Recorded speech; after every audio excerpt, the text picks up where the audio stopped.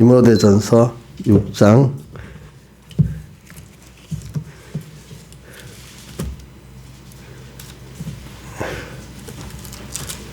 디모데전서 6장 3절부터 12절까지 봉독하겠습니다. 누구든지 다른 교훈을 하며 바른 말 곧 우리 주 예수 그리스도의 말씀과 경건에 관한 교훈에 청렴치 아니하면 저는 교만하여 아무것도 알지 못하고 변론과 언정을 좋아하는 자니 이로써 투기와 분쟁과 해방과 악한 생각이 나며 마음이 부패해지고 진리를 잃어버려 경건을 이기의 재료로 생각하는 자들의 다툼이 일어나느니라. 그러나 지종하는 마음이 있으면 경건이 큰 이익이 되느니라. 우리가 세상에 아무것도 가지고 온 것이 없으며 또한 아무것도 가지고 가지 못하리니 우리가 먹을 것과 입을 것이 있으니 족한 줄로 알 것이니라. 부하려 하는 자들은 시험과 올무와 여러 가지 어리석고 해로운 정욕에 떨어지나니 곧 사람으로 침륜과 멸망에 빠지게 하는 것이라. 돈을 사랑하며 일만하게 뿌리가 되나니 이것을 사모하는 자들이 미혹을 받아 믿음에서 떠나 많은 근심으로서 자기를 찔렀도다. 오직 너 하나님의 사람아 이것들을 피하고 의와 경건과 믿음과 사랑과 인내 온유를 쫓으며 믿음의 선한 싸움을 싸우라. 영생을 취하라. 이를 위하여 내가 부르심을 입었고 많은 증인 앞에서 선한 증거를 증거하였도다. 예. 자, 우리는 이 믿음의 선한 싸움을 싸워야 돼요. 그래, 선한 싸움을 싸우되 피 흘리기까지 이렇게 싸워야 된다고 히브리서에 보면은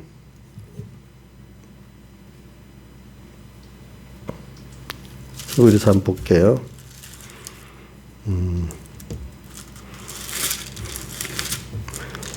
히브리서 12장 4절 제가 봉독하겠습니다. 너희가 죄와 싸우되 아직 피 흘리기까지는 대항치 아니하고 또 아들들에게 권하는 것 같이 너희 고면에서 말씀 잊었도다. 내 아들아 주의 징계하심을 경히 여기지 말며 그에게 구절한 물발 낙심하지 말라. 그 주께서 그 사랑하는 자를 징계하시고 그의 받으시는 아들마다 채찍질 하심이니라. 자, 우리가 죄와 싸우되 피 흘리기까지 사실은 대항해야 된다는 겁니다. 또 우리가 죄와 싸울 때 뒤에 말씀하시고 하나님이 우리를 또 징계하시는 징계까지 또 포함돼서 우리가 죄와 싸울 수 있는 것입니다. 그래 우리는 믿음의 선한 싸움을 싸워야 영생을 취할 수가 있습니다. 이를 위해서 내가 믿음의 선한 싸움을 통해서 영생 하나님을 취하고 하나님과 한 생명이 되는 이것을 위해서 내가 부르심을 입었고 또 많은 증인 앞에서 선한 증거를 증거하였도다 이렇게 표현했습니다. 그래 우리가 믿음의 선한 싸움을 싸울 때 피 흘리기까지 해야 된다. 그럼 이게 얼마나 귀중한 영생이 얼마나 귀중한 것이기 때문에 그럴까? 여러분들이 세상에 인간이 자유를 굉장히 귀중히 여기는데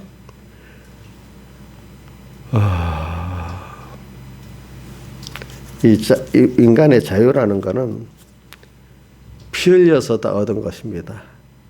피를 흘려갖고.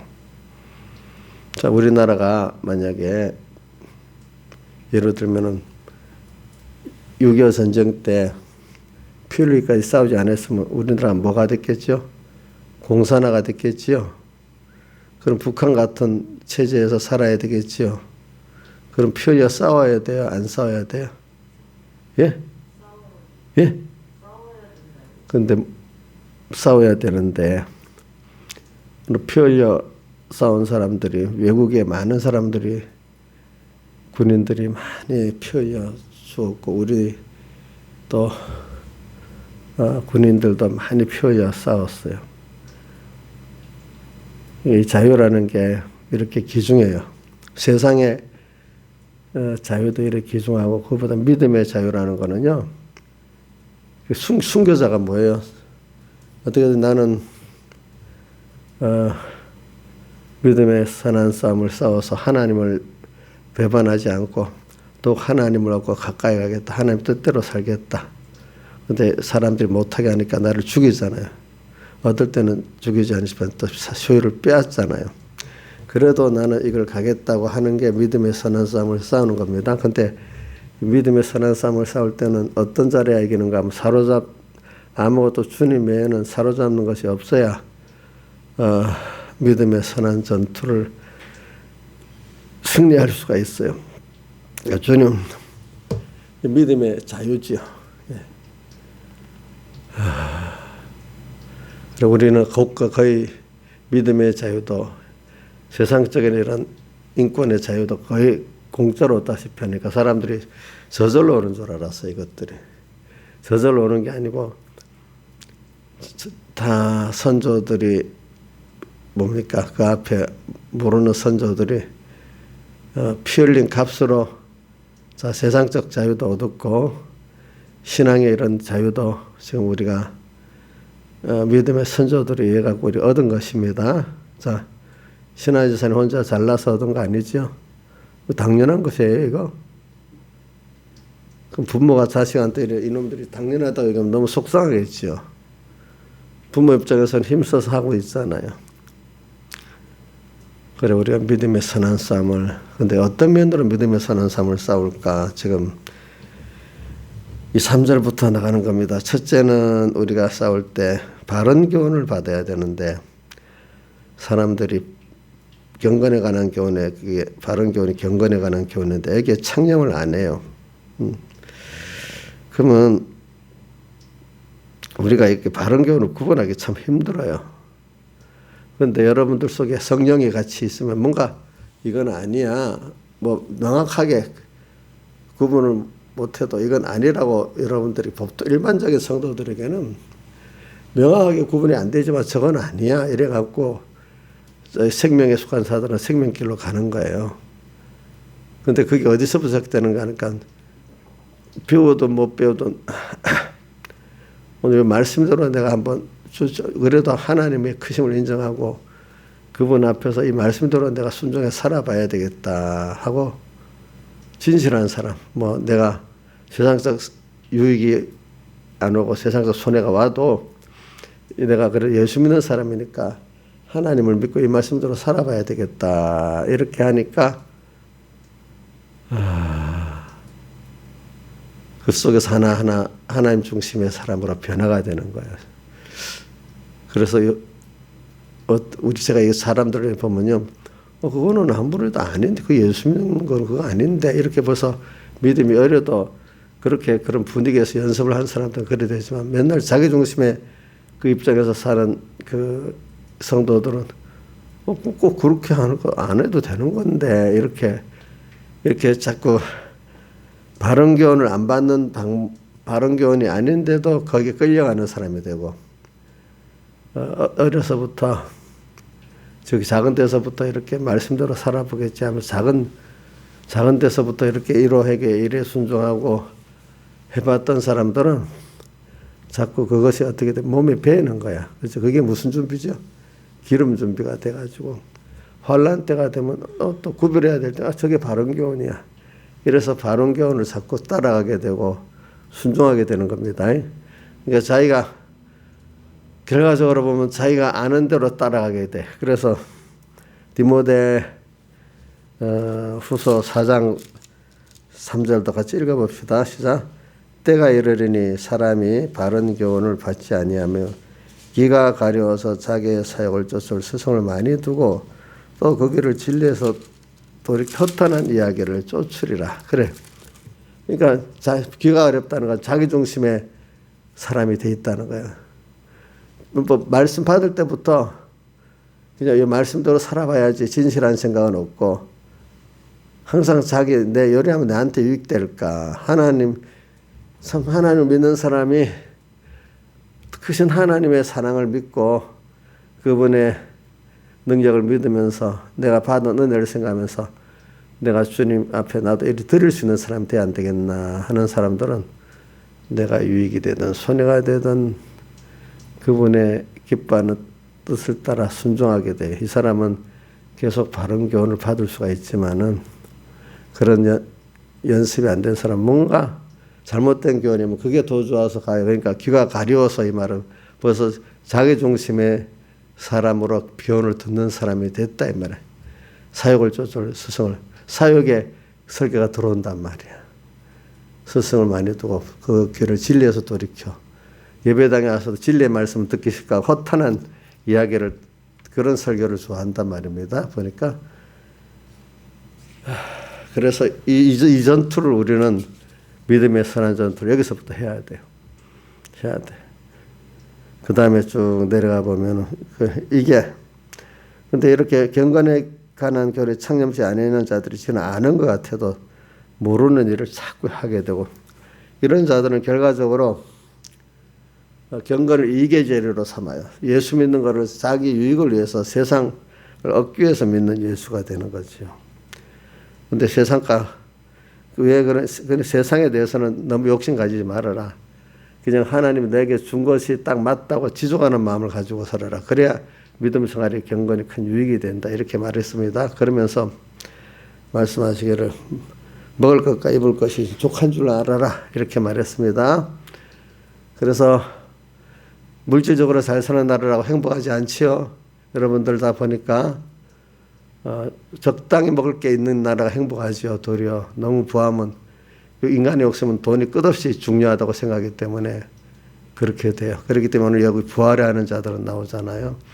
그러니까 하나님으로 부활하려고 노력해야지, 하나님 떼놓고 세상으로 먼저 부활하려 하다가 부활해 하는 자들은 시험과 올무 여러 가지 어리석고 해로운 종력에 떨어진대. 그러니까 그 다음에 또 돈을 사랑하면 일만하게 뿌리가 되나네. 이것을 사모하는 자들이 미혹을 받아 믿음에서 떠나 많은 근심으로서 자기를 찔러다. 또 하나님보다 돈을 더 사랑하다가 나중에 자기를 찌르는, 아프게 찌르는 이 결과를 맺는데, 그러면 우리가 부나 세상 부나 돈은 필요 없단 말인가. 하나님 말씀대로 살면은 하나님이 내가 쓸 것 주시고 또 다른 사람 구원을 위해서 주신단 말입니다. 알겠죠? 그러니까 오늘 우리는 이걸 복음 전하는데 힘을 써야 됩니다. 저도 이면수 목사님이라 북한에서 2년 7개월 있던 목사님, 어제 우리 조향자가 듣는데 하루 종일 같이 이렇게 옆에서 들었는데, 그분도 우리나라에서 이제 저 캐나다로 어떻게 가게 돼가지고 그 30명 되는 교회, 그 목사님 후임으로 가가지고 4,000명 되는 교회를 만들었대요.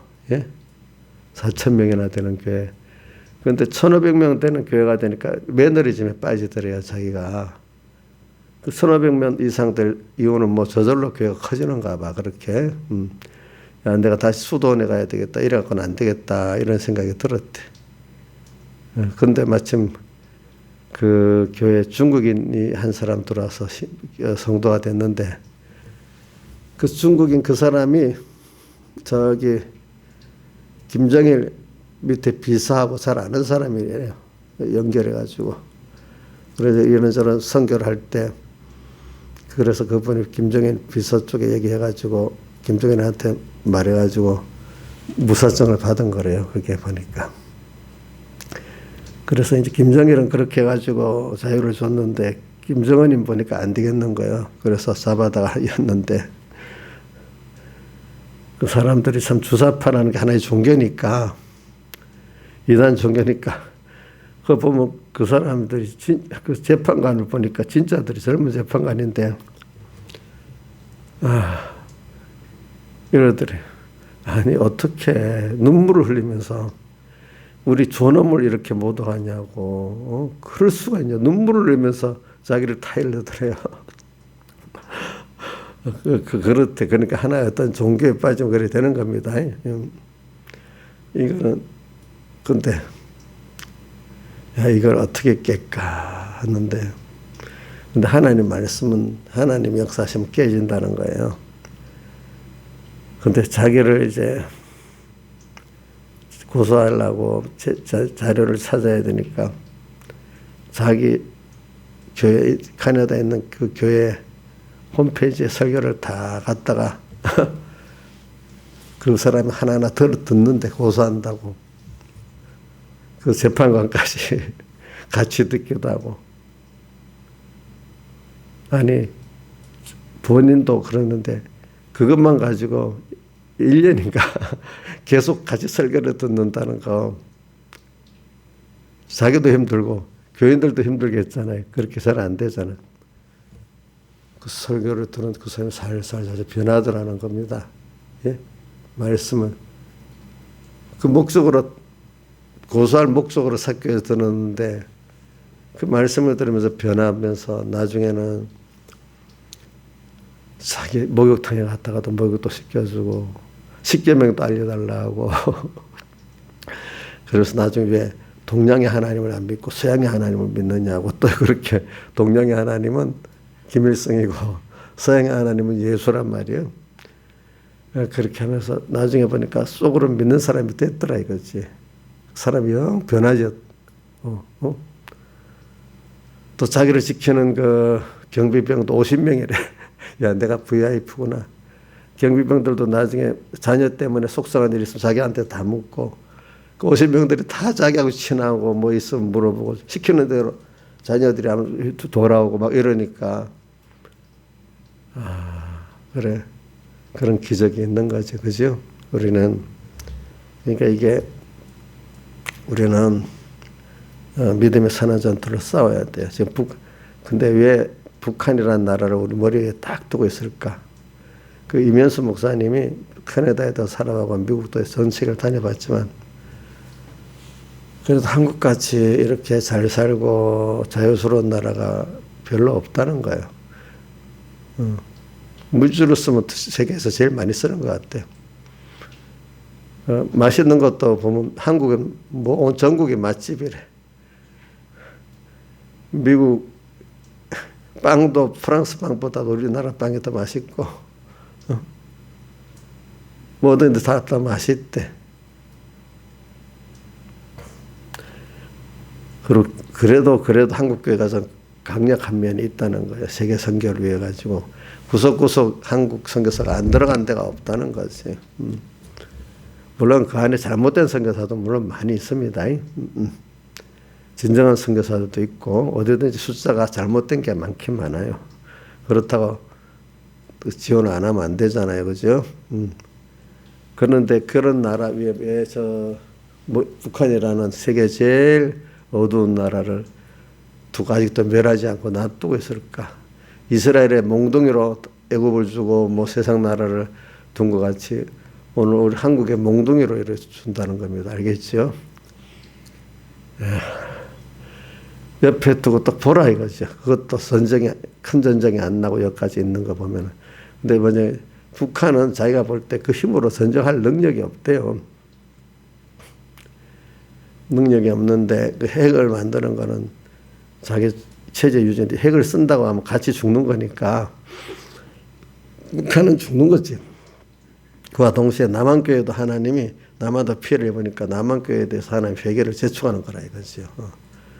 뭐 전쟁 없이 북한이 이렇게 통일되면 좋겠지만 전쟁을 통해서 통일된다면 남한교회도 회개 메시지라 이거죠. 자, 이런 걸 말하면서 오늘 하나님의 복음의 역사 이렇게 큰 거예요. 알겠죠? 크고 복음 자체가 이렇게 생명의 복음은요. 아까 말한 그런 사람들도 다 변화를 시켜요. 그죠? 그러니까 잘못된 복음, 다른 잘못된 교훈은 인간이 그 복음을 받을수록 돈에 탐욕을 생기고 하나님을 자꾸 팔아서 경건을 이익의 제물로 생각하는 자를 다투며 여기로 간다는 겁니다. 알겠죠? 예? 그리고 또 자꾸 세상 것에서 하나님보다도 세상이 더 부여해야 되겠다고 생각해가지고 하나님을 이용해서 자꾸 세상 것만 취하려는 이런 신앙이 되니까 그러니까 이 믿음의 선한 싸움을 싸우라고 했잖아. 이렇게 안 되도록 작은 데서부터 껴서 그래 중심이 깨끗하도록. 그래서 하나님 이런 사람을 만들고 특별히 하나님은 이런 깨끗한 사람을 만들려고 자기도 알지 못하는 믿음의 시련을 만들어갖고 만들더라고요. 다윗도 그렇고 모세도 그렇고 바울도 그렇고 칼빈도 그렇고 또 하나님이 그 은혜를 그래 주시더라고요. 그 이면수 목사님 같은 사람도 하나님이 그래 만들더라고. 자기가 할머니가 믿음이 좋아갖고 자기 할머니 좋았는데 자기 집안이 서울에 살았는데 아주 점점 복을 받아 잘 살게 됐대. 그러니까 다 교회를 안 나가더래. 교회를 안 나가더래. 근데 자기가 하나님 앞에 중학교 1학년 때 하나님께 간절히 기도했대. 우리 가족들이 다시 하나님께로 돌아오게 해달라고. 그래서 어떻게 다시 교회를 나가게 됐대. 그래가지고 목사님을 초청해서 가정예배를 봐달라 했는데 가정예배를 봤는데 눈물이 하염없이 나오더래요. 이거 봐. 어려도 중학교 1학년 어려도 그런 그 소원과 깨달음이 있잖아요. 그죠? 그게 다 하나님이 하신 거죠. 걔가 잘나서 하겠어요? 저도 보면 또 하나님 은혜를 준 거더라고. 하나님이 성을 세우려고 하니까 만드니까 그래 되고 또 이 선한 교훈을 쫓는 것도 하나님이 만들어 주시더라고. 여러분들 인간이 하는 것 같아도 그러니까 여러분 항상 겸손히 나를 끌어주시고 또 순간순간마다 미루지 말고 저는 주님을 따라가겠습니다. 주님에서 나는 손해를 보겠습니다. 주님 나의 한계 너무 많으니까 나 멸시 존경과 모든 권세는 주님 홀로 받으시고 멸시 던제 십자가는 제가 지고 가겠습니다. 이렇게 찬송을 부르면서 기도하면서 가시라 이거예요. 이게 깨달은 자고 이 사람이 정말 행복한 삶을 살다가 죽을 때도 감사하고 갈 수 있는 사람이 되는 겁니다. 이게 믿음의 선한 삶을 사는 겁니다. 다 같이 주님께 기도드리겠습니다.